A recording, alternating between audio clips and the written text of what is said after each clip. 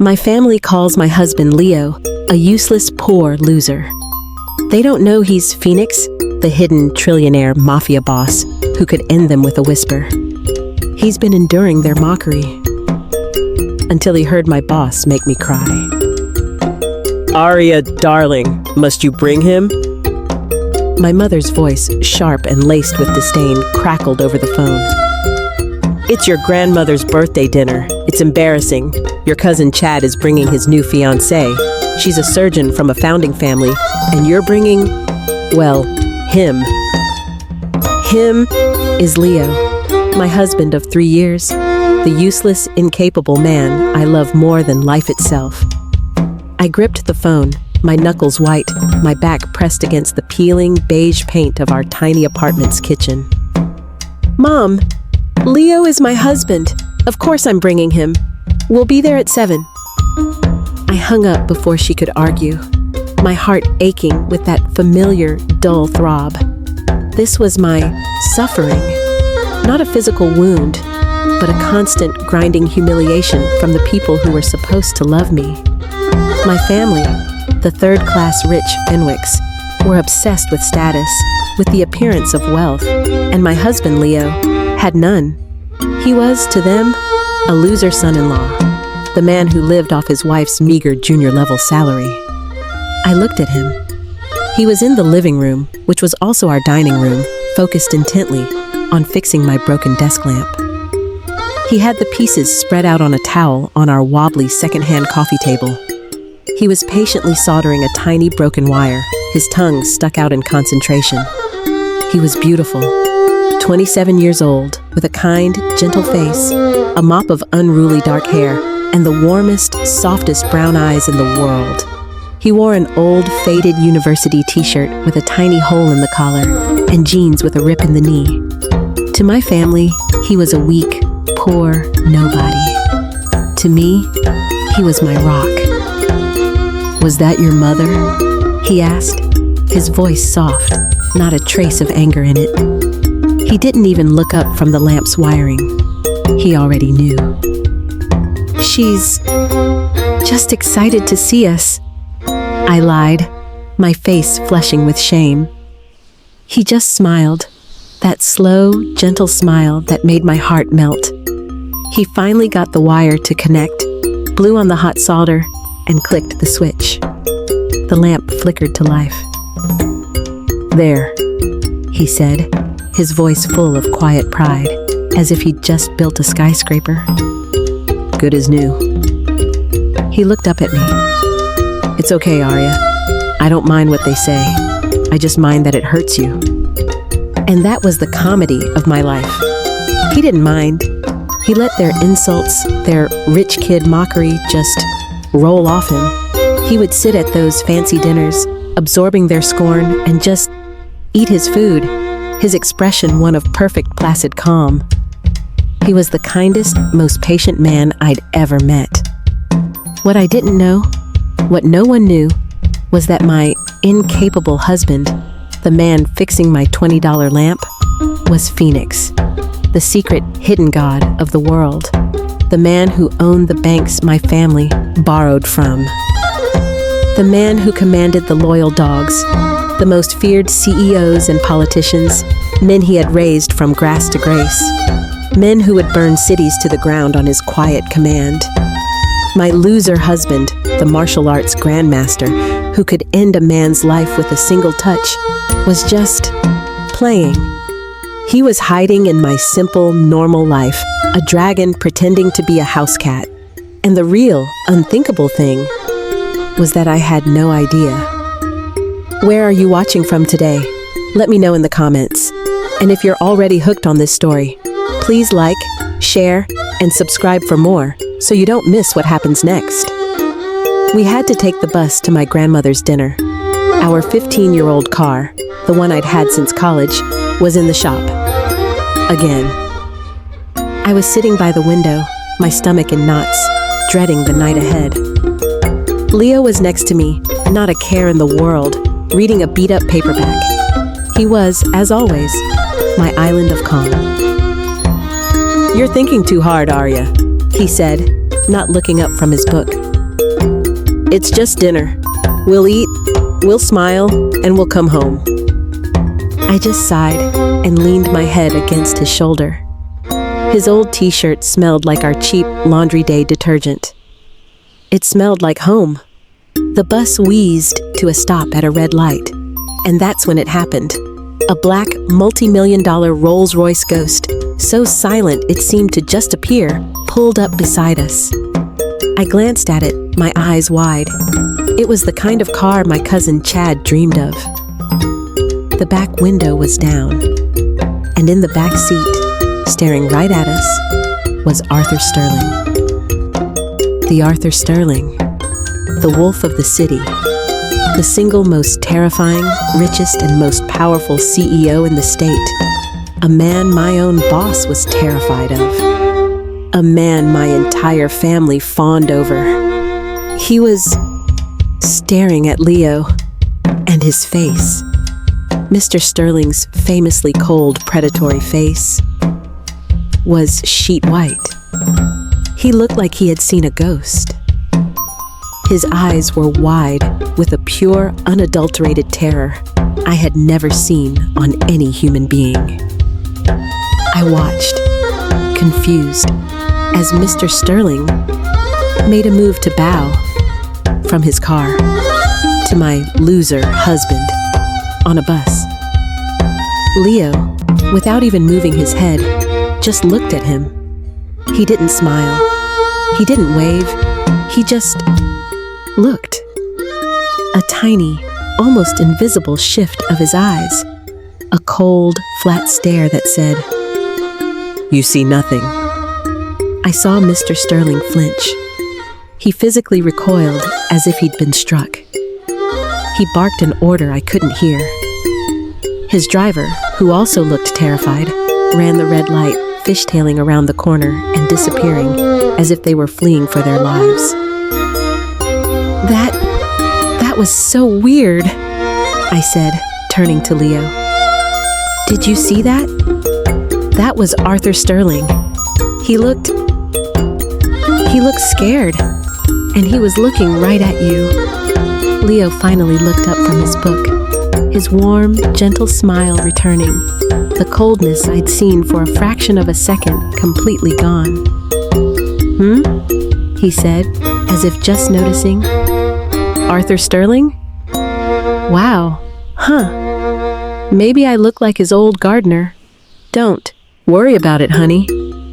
We're almost at your mom's. He went back to his book. But I couldn't shake the feeling. My loser husband had just, with a single look, made the most powerful man in the city run a red light. My suffering wasn't just at home. It was at work. I was a junior curator at a small, struggling city gallery. I loved the art, but I hated the politics. My boss, Mr. Henderson, was a smug, arrogant man who valued connections over talent. And my family's third-class status meant I had none. I had been working for months on a proposal for the new City After Dark exhibit. It was my one chance to get a promotion to senior curator. My one chance to finally make enough money that we could just breathe. That we could maybe fix our car. This morning, the betrayal came. Mr. Henderson called a team meeting. Great news, everyone, he said, his greasy smile not reaching his eyes. I've reviewed all the proposals for the City After Dark exhibit, and the new lead curator for the project will be Sarah! My heart stopped. Sarah? My colleague? The one who I thought was my friend? The one I had shown my proposal to? Sarah smiled, a smug, false modesty on her face. And then Henderson held up the proposal. And it was mine. It was my work, my research, my words. But my name was gone, and Sarah's was on the cover. Sir, I stammered, my voice shaking. Mr. Henderson, I don't understand. That's my proposal. I showed it to Sarah for... Henderson's smile vanished. He looked at me like I was something he'd scraped off his shoe. Your proposal, Aria? Don't be ridiculous. Sarah brought this to me, fully formed. A real go-getter. He then leaned in, his voice dropping to a conspiratorial whisper that the whole room could hear. Look, Aria, maybe if you spent less time distracted by your domestic situation, you'd be more focused. He was talking about Leo. My mother, in her infinite snobbery, had complained about Leo to Henderson at a charity event. My face burned. I was being humiliated. Sir, I'm doing you a favor, he said, cutting me off, his voice now cold. You're clearly not management material. You're a junior for a reason. Just keep your head down. Be glad you still have a job at all. I stood there, shaking, betrayed by my friend and humiliated by my boss. I had no recourse. I just had to take it, and I had to go home to Leo, defeated, and pretend that everything was fine. We arrived at my grandmother's dinner. It was, as always, a painful, gaudy affair. My mother, dripping in fake jewels, kissed me on the cheek and completely ignored Leo. My cousin, Chad, the one with the surgeon fiancé, was holding court. He was loud, arrogant, and I knew his 8-figure startup was failing, a fact he hid from everyone. Leo, my sweet, incapable Leo, just smiled, wished my grandmother a happy birthday, and found a quiet corner, patiently waiting for me. He was a rock in a sea of vipers. The mockery started at the dinner table. So, Leo, Chad said, his voice booming. Still between jobs? He winked at his fiancée. My new startup just cleared 8 figures. Maybe I could get you a job in the mailroom? Oh, wait, we don't have a mailroom. It's all digital. Leo just smiled gently, taking a bite of the overcooked roast. Oh, no thank you, Chad. I'm not really qualified for digital. I'm better with my hands. This roast is excellent, Mrs. Fenwick. My mother joined in. A lamp! She'd shrieked when I'd mentioned it earlier. Oh, Aria, darling, that's precious. My goodness. Chad, did you tell them about your new car? A real one, not the bus. The entire table was filled with this quiet, smug laughter, all at Leo's expense, all at my expense. I watched him, my heart breaking. He just took the abuse for my sake.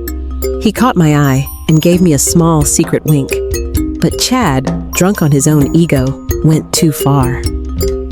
I just don't get it, Aria, he said, pointing his fork at Leo. You could have had anyone, and you're married to this, a guy who can't even afford a real suit. You're losing face for this loser. I stood up. My chair scraped against the floor. The table went silent. Stop it, I said, my voice shaking but cold. Aria, sit down, my mother hissed. No, I looked at Chad. You're right. I am losing face, but not because of him, because of you, because my family is cruel and shallow and rude. I walked over and stood behind Leo, putting my hands on his shoulders. Leo is a good man. He is kind and patient, and he is 10 times the man you will ever be, Chad. He is my husband, and if you insult him one more time, we are leaving. Silence. My mother was horrified. Chad was beet red. Leo, my loser husband, just reached up. He put his hand on mine, his touch warm and steady. He didn't look angry. He just looked proud.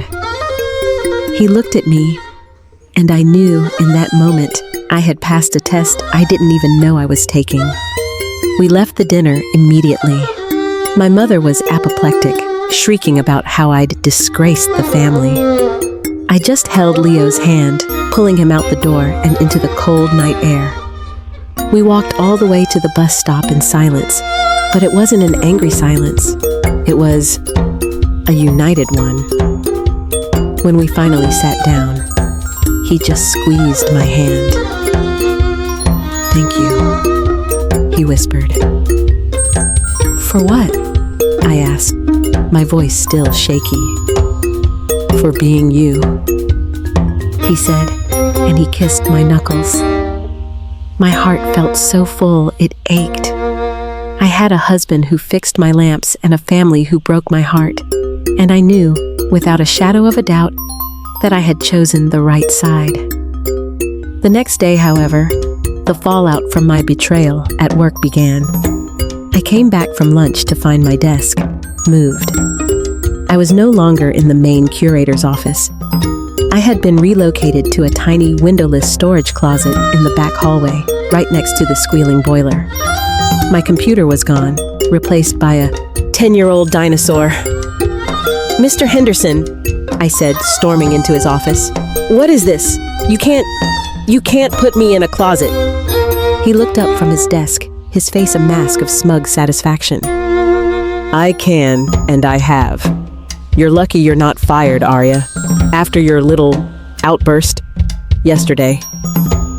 He must have heard from my mother.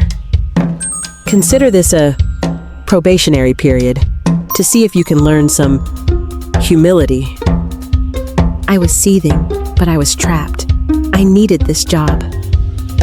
"Sir, the proposal, Sarah stole my work. You know she did." He stood up, his smile turning into a sneer. He walked around his desk until he was standing right in front of me, invading my space. "You have no proof," he hissed, his voice low. "You're a junior employee with a loser husband from a family that's barely clinging to relevance. Sarah's uncle, on the other hand, is on our board of directors. Now, who do you think I'm going to believe?" He leaned in closer, his breath hot and sour. "I'd be very careful if I were you, Aria. You're replaceable in every way." It was a clear threat, not just to my job, to me. I backed away, my heart hammering with a new, cold fear, and fled to my new office. The closet. I locked the door, sank to the floor, and for the first time, I cried. I cried for my stolen work, for my humiliation, and for the fear I felt. I didn't know that Leo had come to pick me up for lunch, a small, hopeful surprise. I didn't know he was standing in the public hallway. I didn't know that through the thin, cheap wood of the closet door, he had heard everything. He had heard my sobs. He had heard my boss threaten me. I pulled myself together, washed my face in the restroom, and walked out the front door, forcing a smile. I saw him standing on the sidewalk, holding a small brown paper bag. "Leo?" I said, my voice too bright, too false. "What are you doing here?" His face was calm, his usual gentle, warm expression. But his eyes were different. The soft brown warmth was gone.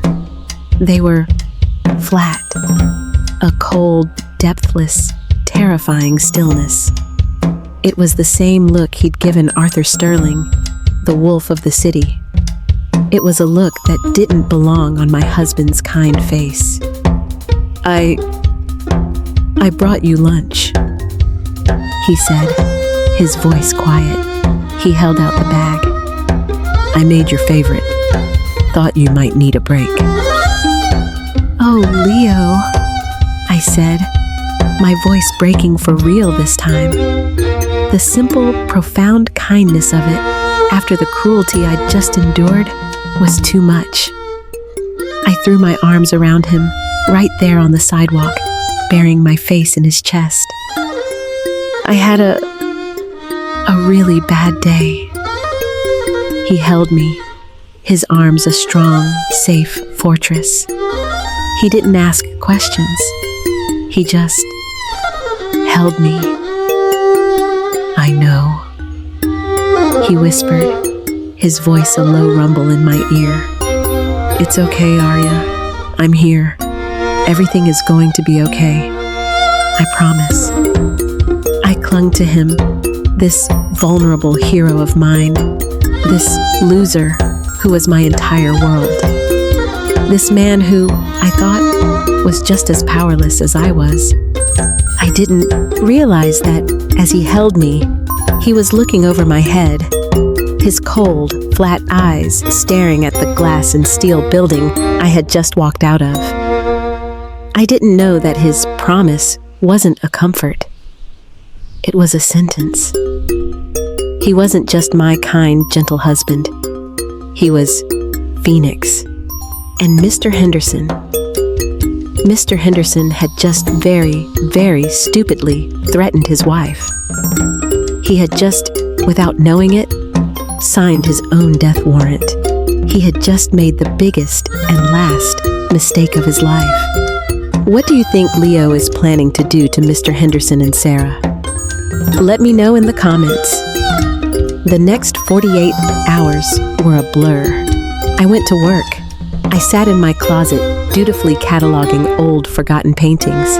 I kept my head down, just as Henderson had ordered. Sarah, my friend, walked past my office once, a look of smug pity on her face. I just ignored it. I went home, and Leo was normal.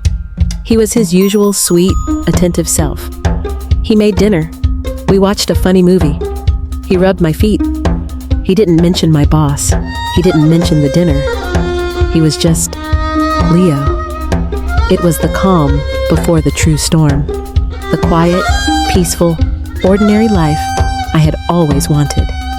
The shatter point came on Friday. I walked into the gallery, coffee in hand, and it was chaos. There were police everywhere. Not just cops, but feds. Men in dark suits with FBI on their jackets. My heart stopped. I thought they were here for me. Had Henderson accused me of something? Then I saw him. Mr. Henderson. He was being led out in handcuffs. His face was ashen, his smugness completely gone, replaced by a look of pure, primal terror. Sarah was there too, sobbing, being questioned by an agent. What's going on? I asked a security guard. He shook his head, his eyes wide. They found it all. Embezzlement, fraud, money laundering, selling forgeries.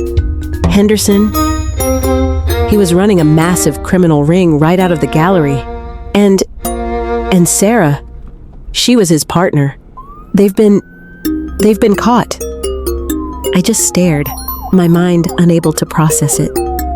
An agent, a tall woman with a severe face, approached me. Aria Fenwick? She asked. Yes, I squeaked. We need to talk to you. An anonymous tip, a massive, incredibly detailed file, was just delivered to our director. It seems you were the one who was about to be framed for all of it. And it also seems your City After Dark proposal was, in fact, yours. Congratulations, Ms. Fenwick. It looks like you're in charge now. I was in charge? I was safe? My head was spinning. I walked through the gallery, past my new office. I walked home in a daze. I opened the door to our apartment. Leo was there, in the kitchen, humming, making pancakes. He was in his faded t-shirt, the one with the hole. He smiled when he saw me. Hey, he said, his voice full of that familiar, gentle warmth. "How was work?" I just looked at him, the loser, the incapable husband, the man who just fixed lamps, and who, I now realized, had just, with a single invisible move, brought the federal government down on my enemies. I was in charge. It was terrifying. The City After Dark exhibit was now my responsibility. The board of directors, in a panic after Henderson's arrest, had given me his office and a 6-figure budget. They were desperate to save the gallery's reputation, and I was their clean story. My face was in the paper, the whistleblower. I wasn't, who had taken down a criminal. But Sarah's uncle, the man on the board, was still there. He had cut his niece loose, claiming he had no idea, but I saw the look in his eyes. He hated me. And my cousin Chad? He was furious. His failing startup had apparently been getting illegal loans from Henderson. My anonymous tip had just cut off his lifeline. The villain network wasn't just my boss, it was my family. I threw myself into the work, terrified of failing. The opening night of the exhibit was in 1 week. This was my one shot. Leo was my rock. He packed me lunches. He stayed up late, helping me recatalog paintings, his gentle hands surprisingly steady. He'd sit on the floor of my new fancy office, reading his paperback, just being there. A quiet, steady presence. Then, the night before the opening, the dark night began.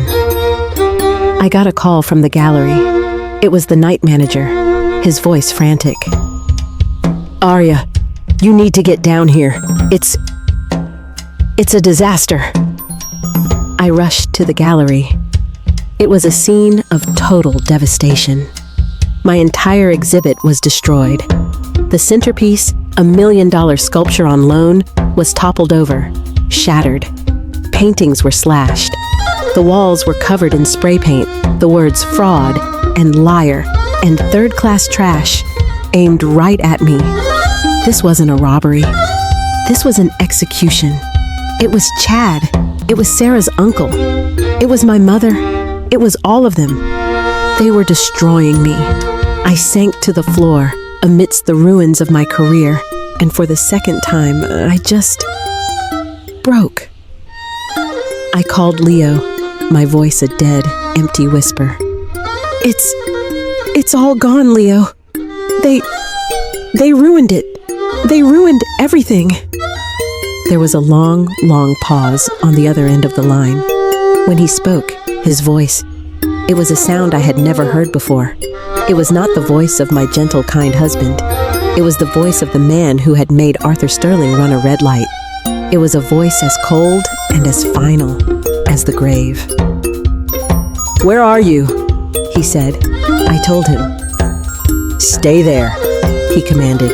"Don't move. Don't call anyone. I'm handling it." The line went dead. I sat there for an hour, numb, surrounded by the wreckage. The police had come and gone, taking notes, their faces full of pity. The exhibit was supposed to open in 8 hours. It was impossible. My career was over. Just as I was about to call the board and resign, the gallery doors opened. In walked Arthur Sterling, the wolf of the city. He was in a flawless suit, and he was not looking at me. He was looking at his phone, barking orders. "Get a restoration team in here now. From the Met, fly them in. I want every piece here triple insured, and I want a check. A 9-figure check. Delivered to Ms. Fenwick personally, as an endowment for the Aria Fenwick collection. Yes, now." I just stared. Mr. Sterling? He looked up, and his face instantly transformed from a wolf to a terrified sheep. He saw me. He bowed, a full 90-degree bow.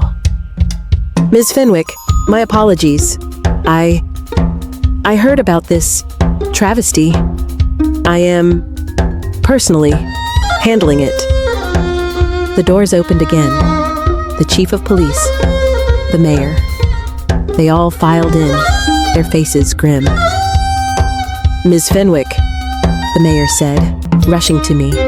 I am appalled. We are dedicating the entire city's resources to finding the animals who did this. My mother and my cousin Chad chose that exact moment to arrive. They must have come to gloat to see the wreckage. They froze at the door, their faces turning a pasty, sickly white. They were staring at the mayor, at the police chief, at Arthur Sterling, all of them deferring to me. And then he walked in. Leo, my Leo, in his same faded t-shirt and jeans. He walked right past the mayor, right past Sterling. He walked right to me, and he gently, so gently, brushed the dust off my cheek. Are you okay? He asked, his voice full of that soft, warm love. I could only nod, my mind spinning. Sterling, the mayor, they were all staring at Leo. Not with confusion, with pure, unadulterated religious terror. Chad found his voice, a high-pitched, idiotic squeak. What? What is he doing here?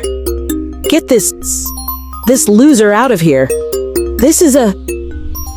Silence. Leo's voice. It wasn't a shout. It was a whisper. But the entire room froze. Arthur Sterling flinched. Leo turned very slowly and looked at my cousin. He didn't look angry. He just looked bored. He took out his simple flip phone. He pressed one button. It's done, he said, and hung up. Across the room, Chad's phone buzzed. He looked at it. His face, the color drained from it. He fell to his knees. No. My startup, my accounts, my father's, they're frozen. They're gone. It's all gone. Get out, Leo said, his voice still quiet. Chad scrambled out, sobbing. Leo then looked at my mother. She was shaking, her fake jewels rattling. You, she stammered. Leo just looked at her. You have 30 days, he said, to vacate my house. He owned her house. He had always owned her house. My mother just fainted. The exhibit was a success, a wild, legendary success. Arthur Sterling's restoration team, the best in the world, had fixed every piece. His 9-figure donation was real. I was, overnight, the most powerful and celebrated curator in the country. My gallery was now the Fenwick Museum. My museum. We walked home. I didn't say a word. The bus drove past us. We didn't get on. We just walked. We got to our tiny, one-bedroom apartment. I looked at the lamp he had fixed.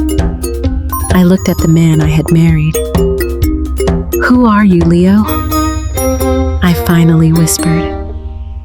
He looked at me, his soft brown eyes full of a love so deep it ached. He finally dropped the loser mask. The power I had seen him use on Sterling, the authority that had frozen the room, was now in his posture. He was still my Leo, but he was also more. He was a king in a t-shirt. My name, he said, his voice a low rumble, is Leo, and I am your husband.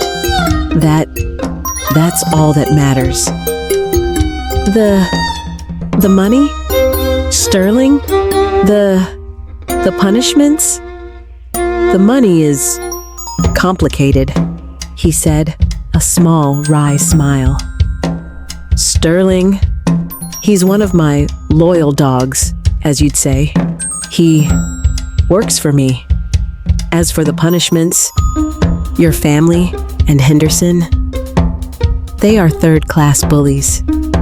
They hurt you, and I don't let anyone hurt you. He stepped closer. I am the richest, most powerful man in the world, Aria. They call me Phoenix, and for 3 years I have been hiding in you, in this, because this, our little, normal life, is the only real thing I have ever had. He took my hand. I love you, Aria. The woman who defended the loser. The woman who loved me when I had nothing. And now, I want to give you everything. He elevated me, not with money, but with the truth. He took me to a real penthouse, one that overlooked the entire city. He didn't just buy me a new car. He had built me a new life. He had punished the wicked, and he had rewarded the loyal. He was my hidden god, and I was his. What was your favorite part of Aria and Leo's story? Let me in the comments, and don't forget to like, share, and subscribe for more.